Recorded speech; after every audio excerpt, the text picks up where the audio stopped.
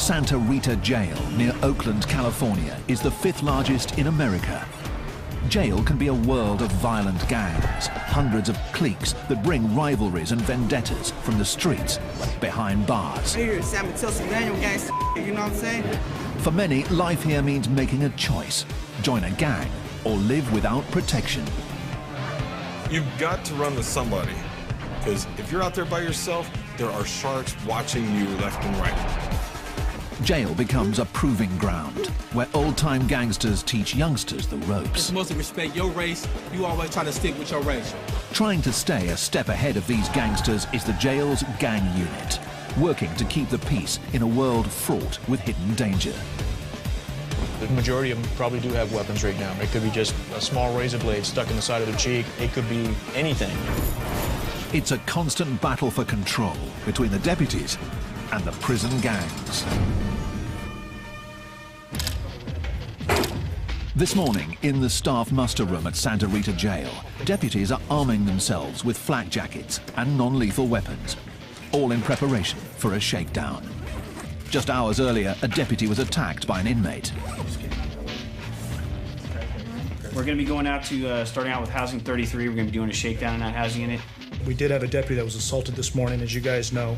We're just going to go back down there and reestablish some control and remind these guys that this is our house. Are we ready? Yep, we're ready. The assault happened in the early morning hours. During a routine transfer, an inmate saw his opportunity and struck. Jail is a world where violence is a constant threat. In cases like this, the response must be swift, measured, and decisive. And when deputies head out into general population, they have to be prepared.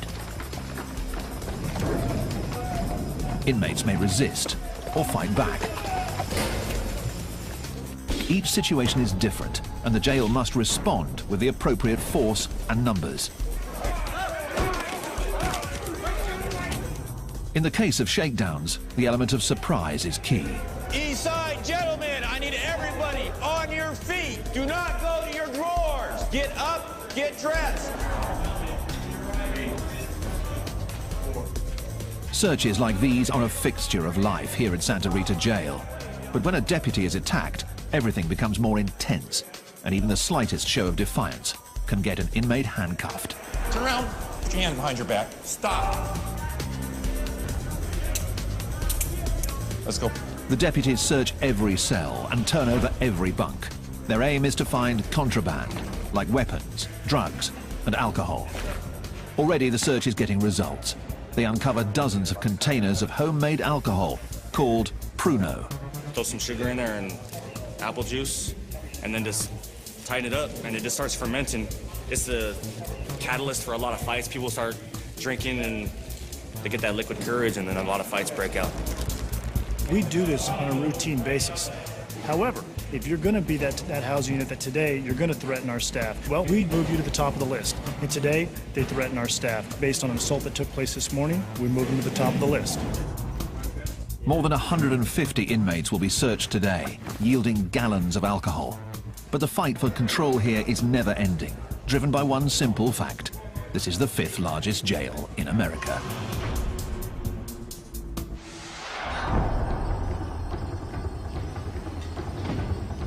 Alameda County's Santa Rita Jail near Oakland houses 4,000 inmates. 18 housing units stretch the length of the sprawling facility, a full half-mile from end to end.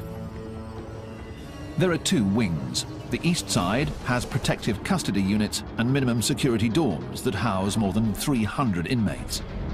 On the west side, maximum security inmates are housed in double-bunked cells, and administrative segregation units hold problem inmates on lockdown 23 hours a day. As many as 60,000 inmates pass through here each year, creating an ever-changing inmate population, and the threat of violence is always present. Heightening that threat is a stark reality. 40% of Santa Rita's inmates come from Oakland, and Oakland has a serious gang problem. Down in the East Bay. A barrage of bullets. Another deadly shooting in Oakland. We got the 9. The gangs here have contributed to a violent stretch in Oakland. More than 100 murders 4 years running, and over 22,000 violent crimes. It all adds up to a steady stream of fresh arrests, headed straight to Santa Rita.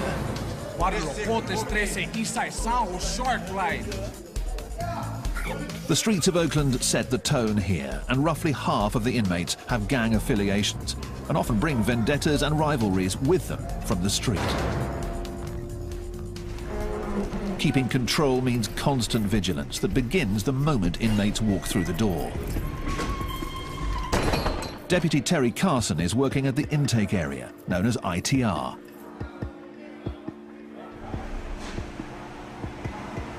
Have you been charged with any assaults on the police? No. Been charged with any assaults on other inmates? No. Carson interviews inmates to determine their criminal past, what sort of crime they're charged with, and what threat they might pose to other inmates. The information is used to classify inmates, and here in Santa Rita Jail, they are color-coded accordingly.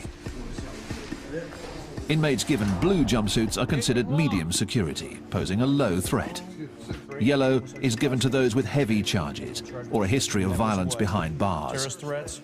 Okay. Each one of these represents the year that you did in prison? Red means an inmate is headed to protective custody or administrative segregation. You remember what the case was at Central State Prison? Yeah. What was it? Barry, domestic assault, attempted murder. And when you were in San Quentin, how many points did you have? I made level 4. You made level 4. It is classification born out of necessity, an attempt to keep the peace. It's that big wall 3, homeboy, that you knew. Barrio Pobre, Sureños, 831, Costa Central. With so many gang members at Santa Rita, making sure rivals are separated is key. You see somebody that's opposite, say Sureño or Norteño, opposite of you. If you're Sureño, you better get off on that Norteño. That's all there is to it. That's the politics. And if you don't, we're going to do something to you. But new tensions between gangs can heat up at any minute. So the jail has created a special unit to track the ever-changing gang world. Terry Carson is part of the team, and so is Mark Schlegel. Together they make up the Gang Classification Unit, and their office wall is lined with one of the keys to understanding the gang world: coded artwork. You have a Kumi 415 over here. This is the Hells Angels. West Oakland. Oh, you got X4 Norte. Hidden in the drawings are important clues of affiliation, of rivalries, and of potential conflict. It's all part of a story that translates to the history written on the inmates themselves: tattoos. When these guys come across the counter, you'll see the same type of artwork on their skin. So they tell me a story. 14th letter of the alphabet, which is N, which stands for Norte. You'll also see 14 on white supremacist guys, but that means totally different. These guys don't put this stuff on a piece of paper or on their bodies without a reason or a story behind it. Decoding the story may be vital to keeping the peace here behind bars, but the gang unit serves an even greater purpose. They are building a record of each gang member, one that will follow them to prison or back out onto the streets. It's valuable intelligence that gets shared with corrections and police alike.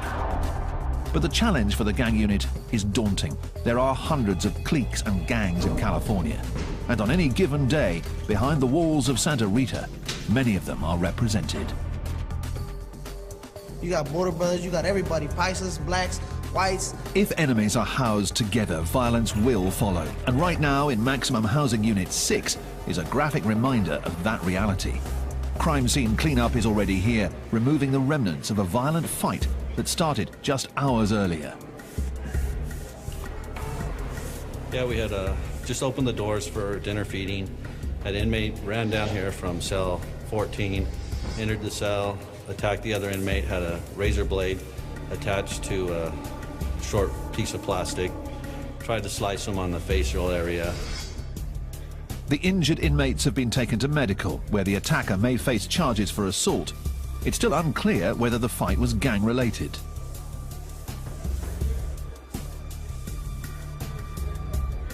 Here's a tier, and here's like the bottom floor. And a cell block. I still don't get the dice, though. The unit is under constant pressure to get it right, to decode thousands of pieces of intelligence and gang writings. It's blood, but it's blood. Four drops of blood. Yeah, but it's a 1 and a 3. Yeah. So that's... Could be Sureño. Could be read into anyway. The challenge: identify the new rivals and separate them before things get violent. Santa Rita Jail near Oakland in California is the 5th largest in America. It's populated by some of California's most violent street gangs. Here, managing 4,000 inmates is all about establishing control. It's 3 a.m. on Friday night, and C-Team is working its overnight shift. Roughly 60 arrests have come in tonight to be printed, tagged, and processed. Let's go. We're going to search you right here. Shoes and socks on this side of the blue line. My side of the blue line. Shoes and socks. Late in the shift, Deputy John White and the rest of the team are still on alert in an area where anything can happen. Let's go. Hands out in front of you. This is intake, transfer, and release, known as ITR, and it's where arrestees become inmates. We're real careful at this point. This is our most dangerous portion of ITR. We found anything from narcotics, knives, guns. We found everything in these cells after they leave them. The mood is always tense, but tonight has gone smoothly. But as every deputy knows, the later it gets, the greater the chance for trouble.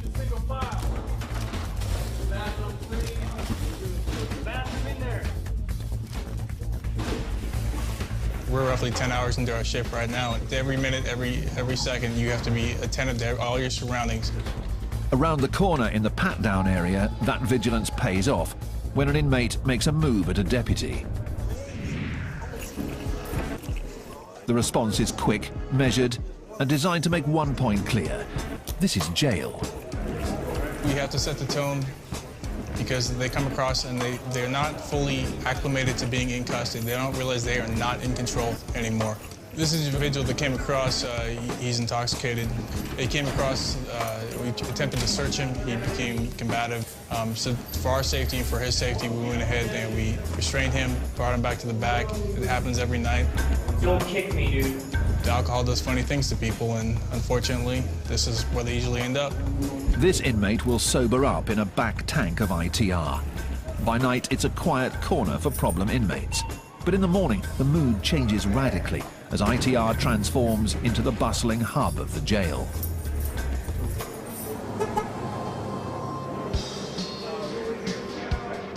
There are more than 30 tanks here, and on average, 400 inmates move through here each day. On busy days, that number goes as high as 600. Every inmate on their way to and from court, headed off to prison, being processed or released, comes through these halls. Gentlemen, make room. We'll be leaving shortly. Control is key here, but can prove difficult in an area where the deputies are outnumbered.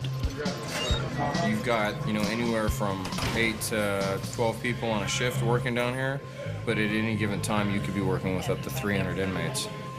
It's 1:50. That means it's the last bus before count goes up. So let's get it done. Noise check it. With so many inmates to keep track of, on busy days the system backs up.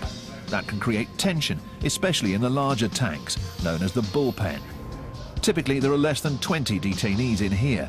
When deputies fall behind, that number rises, and the bullpen heats up.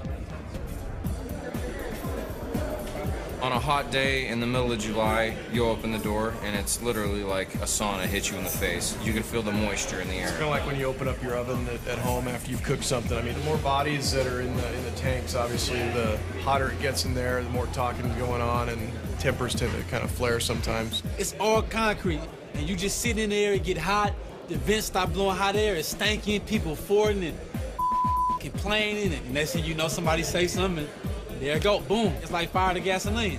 That's all it takes, you feel me? Open holding tanks are used at jails across the country. With a mixture of inmates all on edge, the atmosphere is tense and flare-ups are imminent. Away from the deputy's view, fights can break out at any moment and escalate as other inmates within the tanks become involved.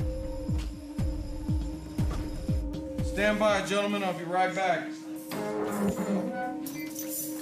The ever-present threat of fights keeps the pressure on the ITR staff. Inmates can't avoid the bullpen, so it's vital that the deputies get them out or back to the cell houses fast. Does everybody know the rules? As the day comes to an end, Deputy Scott Brandon moves more than 60 inmates back to the units. Right shoulder, right wall, single file line. The second rule. Shut up. With the inmates unshackled, there's one basic goal: keep them moving. You want to kind of keep them going in the same direction with a minimal amount of distraction. So if you can get them moving all in the same direction that looks like somewhat of a straight line, then to me you're doing your job and you're getting it done. Because the whole goal is not to get into a fight with everybody you see. It can't run like that. And the long and short of it is, these aren't children, these are grown men. So they're gonna act the way they're gonna act. For inmates, leaving ITR marks the end of a long day. But for those returning to cell houses like 34, the stress is just beginning. Talk and get you talk some gators, close the book. Won't you take a closer look? Close casket pressure cook. And I'm the peer pressure that your teacher talking about. Toss go off the tier to teach him not to run his mouth. And I'ma run with it. There are 328 inmates here, the maximum allowed, and just 2 deputies overseeing them all. During free time like this, known as pod time, it's loud, crowded, and governed by a code set by the inmates themselves. Inmates like Chris Card. It's mostly respect your race. You always try to stick with your race, you know what I mean? In this particular pile, we got the black hole where we sitting at. From this bunk on down, we try to keep it all African Americans. And toward the middle, the other diversities, they break up into different sects, you know what I mean? It's a separation that is stark and visible throughout the cell house, a racially divided world that inmates believe promotes the peace. Yet the racial divide here hides a more deep-seated separation. In this dorm, as with most cell houses here, the gangs are watching. Every table, every staircase, every phone is territory to be marked and held, much of it claimed by the dominant gang, the Norteños, who have their own bylaws and codes, rules followed by former gang members like Lucky. Everybody has a role, okay? It's like a body, you know? Like, everyone has a role in the gang. Everybody does. Because no matter if you're way up here or way down here, you're still contributing something. Say that there's a cell right here, okay? And this door opens 27 times a day. My job is to be in this cell and watch that door.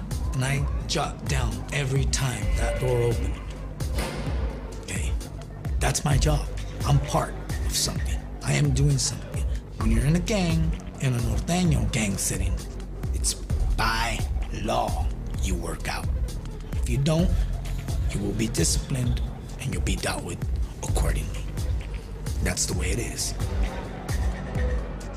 The gangs and codes here provide a structure, making it both a jail and a recruitment ground.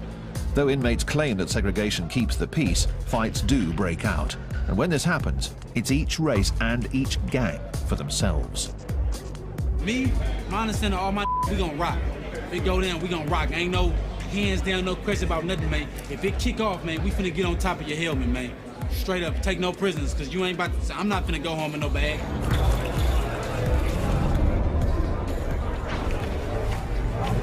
Lock down, fellas. Let's go, fellas, lock down! After 3 hours, pod time comes to an end and the inmates head back to their cells. The deputies walk through each of the tanks, where 36 men are double bunked behind mesh for the night. They confirm that all are present and accounted for and perform a final spot check for any contraband. In dorms like 34, the numbers are heavily in favor of the inmates. So for them, lockdown means the night is just beginning and it's time for a cell house party, a feast of food purchased from the jail, complete with homemade alcohol. We can't let the police see this right here, man. This right here, man, knock you on your Tonight we making gumbo, oysters, chicken, tuna, rice. We all put it in, you know, I mean, we eat like kings in here. The city of Oakland, California, has one of America's highest crime rates, with more than 100 murders in each of the past 3 years.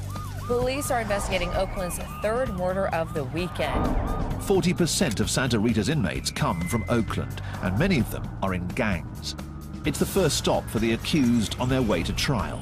But with thousands of repeat offenders coming through the door each year, it also serves another purpose. Santa Rita is like a training ground for prison. On the jail's east end, Dorm 34 is heading outside for a weekday ritual. Yard call. All 328 inmates are out together, and while it may seem like a time for recreation and games, there's much more going on than meets the eye. From the guard tower above, deputies Mark Schlegel and Terry Carson of the Gang Classification Unit look on. Being able to sit up here and watch people work out in the yard, you can see if there's tensions going on, who's got some authority and who the bodyguards are. As you look down here, you can see that all our Northern Hispanics are down here at the end of the yard doing their workout program. Push-ups and all the different types of exercises they got going on, and then talking about business at the same time. And they're positioned in certain places to keep an eye out of what's going on, you know. If you look down there, you see a guy, he's all by himself, standing by them pull-up bars right down there. See how he's standing there with his back to them guys working out? He's standing guard. The yard is all about territory. Different gangs carving up their own sections, their own turf. Norteños control the handball courts. Black gangs rule the basketball court, and other Latinos on the volleyball court. The yard has a strict set of rules set by group leaders. What you have is you have every faction out there. You have Black, BGF, Blood, Crip. You got the Northerners and the Southerners. You got Whites. I don't want to deal with nobody else, no other race. They're not going to get in my way. You're not going to step on my game. You know, that's it. You stay on your side of the grounds. I stay on mine. You cross my ground, it's over. You know, I will kick the yard off. I don't care. The rigid structure can be seen almost everywhere. And in a jail dominated by gangs, going it alone seems a difficult option. You've got to run with somebody, okay? Because sooner or later, you're gonna get caught up in a situation where who are you gonna turn to? Yourself, you know? Because if you're out there by yourself, there are sharks watching you left and right. They're gonna come try to use you. They're gonna come try something to get over on you. That's how it works. And these guys, I would say a good majority of them probably do have weapons right now. It could be just a small razor blade stuck in the side of their cheek, or it could be, you know, a toothbrush that's sharpened down in their sock. It could be anything. The threat of violence is just one part of life on the yard. For inmates headed for serious time, the yard is also a proving ground, and the lessons learned here are carried forward to prison, where the stakes are even higher. Many of California's most infamous prison yards are dominated by hardened gangs, and their clashes can be deadly.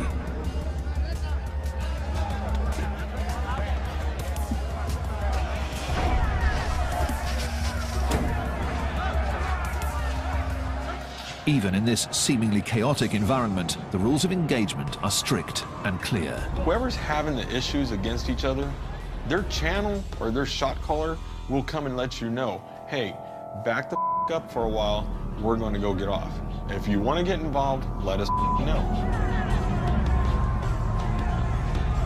You have to know who's who over or who's helping who out to know when it's going to jump off. But you can pretty much tell. I mean, you'll see it. You'll see the grouping up. You'll see everybody getting in position, and then next you know, it's mayhem.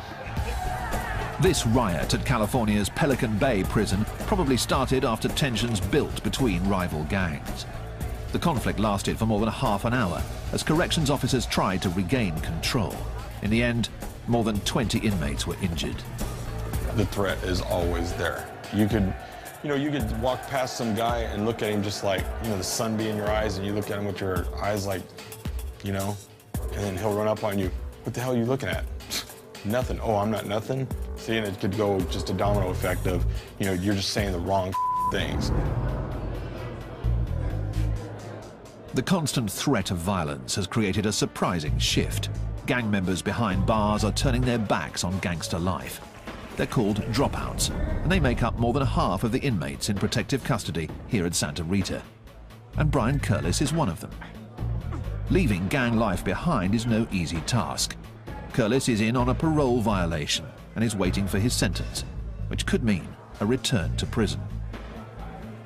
He has a coveted job as a pod worker, but his criminal record makes him a 3 strikes candidate, meaning a new charge could get him a life sentence. And as a former gang member, the aggressive mentality runs deep. It's like now I'm a worker here, and I tell people straight up, if you don't like the way I'm doing something, here's where I live. come and see me at breakfast, you know? I don't have no problem with it. But at the same time, I don't want to get in a fight because I'm a three-strike candidate, you know? It's like, I don't know. Curlis is walking a fine line. One slip could land him behind bars for 25 years to life. Santa Rita Jail holds criminals from some of Oakland's most dangerous gangs. For gang members, cell houses and yards are a harsh training ground where the inmates are indoctrinated into the gang code. For the deputies, keeping the peace is a never-ending challenge that requires more than just watching over the inmates. It requires constant surveillance and vigilance. And today, in Dorm 32, deputies Carson and Schlegel of the gang unit are following up on some fresh intelligence. Time for pod time, pod time. Lower tier, stay off the carpet. Upper tier, stay off the stairs. Once all the doors are closed, I'll flash the lights. Again, this is pod time. Apparently about a week ago, from the information we're getting, they removed some of the guys that had a lot of say in this pod for the Northern Hispanics. They were taken out. And during that time, that kind of, you have a void there, so there's always going to be a little power struggle within the group to say who's going to step up and call the shots. In the rigid gang structure behind bars, the shot caller is the one in charge. He runs the dorm, decides who fights who, but he also keeps the peace. Without him, even more fights could break out. So the gang unit is trying to figure out who is stepping up next. Figuring that out can be tough in this constantly shifting environment. One of the things that they do as leaders is to help train everybody else that's coming in here, or make sure that people understand, you know, the structure in there. This is a county jail. When you're in the county jail, it's not like we're in prison where people are in there for years at a time. They're in for short periods of time, and so there's a lot of turnover and there's a lot of people coming and going. That constant turnover is one of the key challenges to keeping control here. Santa Rita sees nearly 60,000 inmates each year from all over Alameda County, so rivals from the street can easily end up housed next to each other, and that can spell trouble. Just as the jail is constantly looking to classify any incoming gang members, the gangs themselves have their own strict classification process. And just like the jail, it begins from the moment an inmate walks into a new cell house. When they come in, they have to check in, and when they check in, they have to give, from the time they started coming into custody of the first crime that they ever committed to up until now, they have to list each and every crime that they committed, where they went, where they stayed, what state prison they were in, who this cellie was, and all that stuff. So they have to have that track record there. It's like writing up their resume. These gang resumes are compiled on notes and are the key means of communication between the gang members. The writing on the note is tiny, called micro-writing, and some get moved throughout the facility and checked out for intelligence on new inmates. Information flows from one end of this facility to the other end of the facility on a daily basis. And the reason why it does that, in our central location, a point is, if they want to get information out, they can put it on laundry carts, they can put it on our food carts, and go back to our kitchen area, which our minimum inmates work. And if they want to get information for, say, Housing Unit 7, then the worker can go out there and put it onto a food cart or a laundry cart. It's an underground background check, a poll taken of the inmates in the jail to see whether a new arrival checks out and can be trusted. If a new gang member checks out, he assumes his role in the gang structure. If the information doesn't check out, the consequences can be severe. And over in the muster room for the maximum security side of the jail, a unit is gathering for an urgent mission. A deputy has intercepted a note that contains hints that there's a weapon in Housing Unit 7. And there's additional intelligence that an attack is in the works. One of the guys in B-Boy Pod is saying that they have a weapon, one RB constructed into a tomahawk. We're assuming RB is a razor blade. So that's kind of what we're going to be looking for. It could have been passed from B, obviously anywhere in the house. We're going to do A, B, and C pod as a search. In addition to rumors of a weapon in the dorm, the note lists the names of some Norteños housed there. I have a list here, A, B, and C pod of some of the Norteño known and just known affiliates. This dorm is the target for today's raid. Finding the weapon is the mission. It could be tucked in a book, could be anywhere. It could be a mattress that's sliced open, stuck in the foam, you know, anywhere. So We want to make sure we do a good job, especially with the northerner cells. We'll just go in, do our job, get it done. The team moves out to Housing Unit 7, where the inmates are already on lockdown. When the deputies arrive, the water is shut off to prevent anything from being flushed down the toilets. We're ready. Put on your shirts, step out. An operation like this relies on speed, getting all of the inmates out of their cells before they have a chance to destroy evidence. Pull your shirt down, pull your shirt down. Pull your shirt down! Those who buck the system are immediately removed. Once out, the inmates are patted down and then placed in holding areas as the search begins. Every cell is turned over in a search for contraband, homemade alcohol, anything that's not allowed. But the real focus is a potential weapon. And over in C-Pod, one cell is receiving special attention. I found some information on the guy that's housed here that he's good at making weapons. It's one of his specialties, I guess, that he called it. So this was my hopeful cell. I was hoping that it would be in here. Hopefully they didn't get rid of it. The deputy finds nothing. And throughout the rest of the cell house, the search yields contraband. This is a jail-made tattoo gun. But no weapons. Downstairs, they found more notes and more names. These show people that just arrived, it looks like, names and PFNs. It may just be the break the team's been looking for. A deputy takes the notes back to Carson and Schlegel of the Gang Classification Unit for inspection. This is from C-Pod. This was an F-Pod. Okay. The fresh intelligence demands immediate attention. This is kind of interesting. Yeah. Decoding the writing is a tedious job, but buried inside could be more important information about gang members, weapons, and even new hits. Okay, and we know this guy. It will take hours to pore over the micronotes. So back in Cell House 7, the search for the contraband continues, and the deputies have had a lucky break. One of the envelopes was addressed to a cell in F-Pod, Cell 1. We understand there's a newer guy that's over there in of the Norteño affiliation, so we're thinking that they may have something over there as well. The focus of the search narrows. Now, rather than searching an entire pod, the team moves in on 3 cells, and one of them is the real target. The inmates are quickly removed, and the deputies move in, checking mattresses, combing through books, but still no weapon.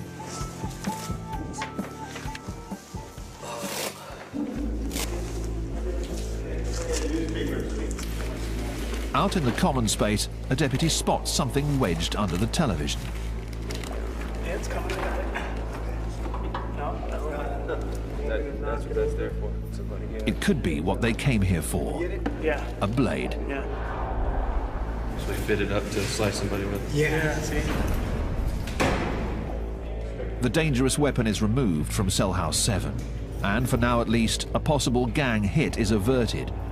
Another small victory in a world where the threat of conflict is constant. Over in protective custody, Brian Curlis still marks his days at Santa Rita, trying his best to stay out of harm's way in a world of violence.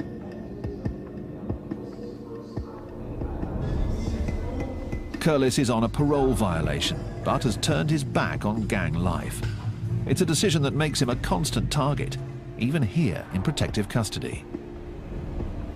I don't think you're any safer here than you are on the main line. At any time, anything you do, you sit at the wrong table, you use the wrong shower, it could get you hurt. Gang members despise dropouts. They are traitors of the highest order. That makes them targets wherever they go, especially behind bars, where gangs set the unofficial rules. While gang initiation is often violent, getting kicked out is even worse. It's called a removal, a quick but violent act where a gang member slices another in the face with a weapon. The slice leaves a permanent mark and lets other gang members know that the target is a dropout, what they call no good. I've seen people get their face sliced open, have their ear knocked off, all the way across. To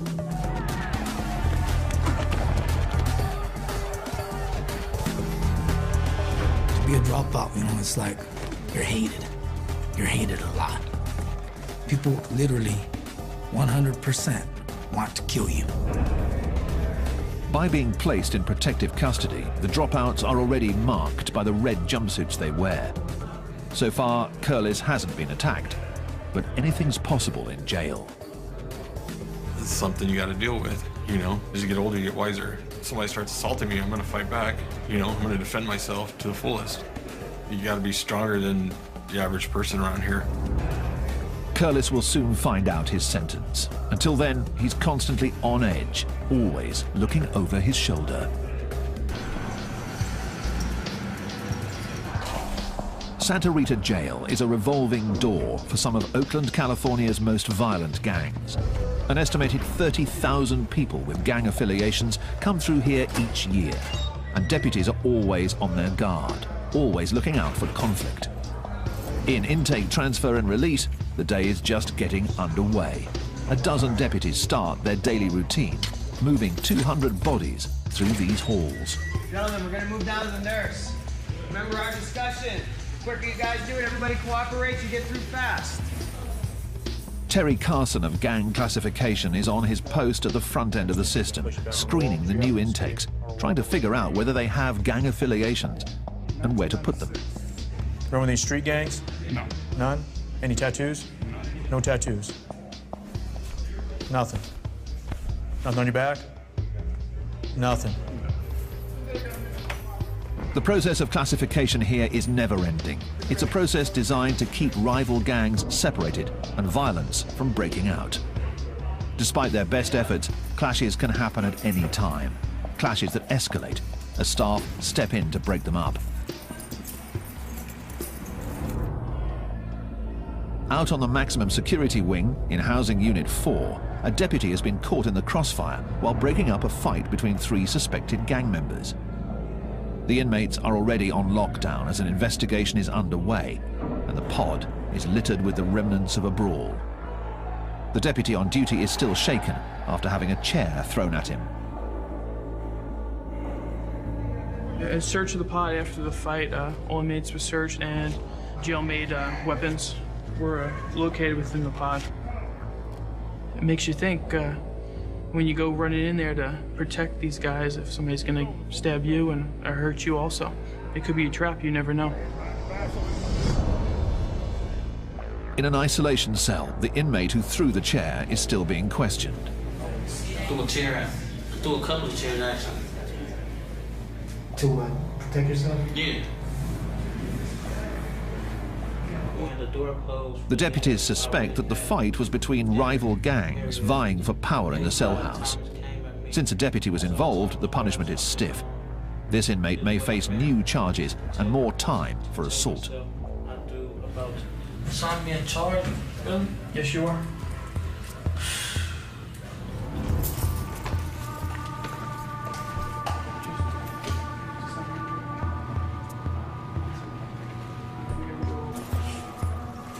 New charges are something that every inmate dreads. They can mean more time behind bars.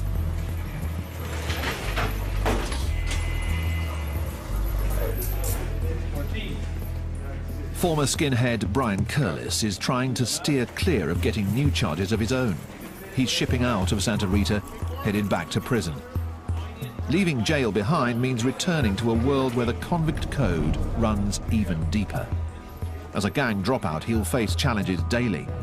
But as a 3 strikes candidate, those challenges could have serious consequences.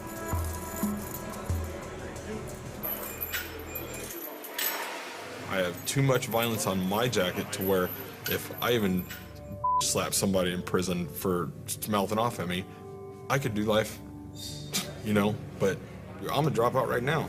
I've gotten out of it because what am I gonna do? I look back sometimes and I think to myself, man, I've screwed up. Never mind, hold on. I screwed my kids up going through this, and it's just crazy, you know? So.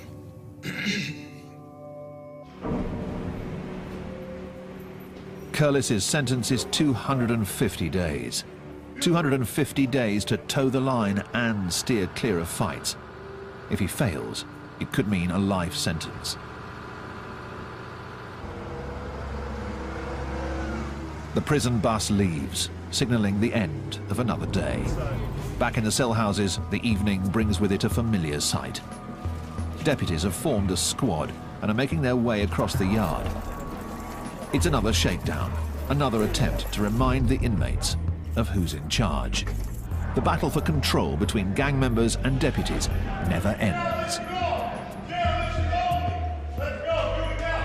Join cops patrolling the drunken states of America in a brand new look at US binge drinking next Thursday at 9. Stay tuned for Seconds from Disaster.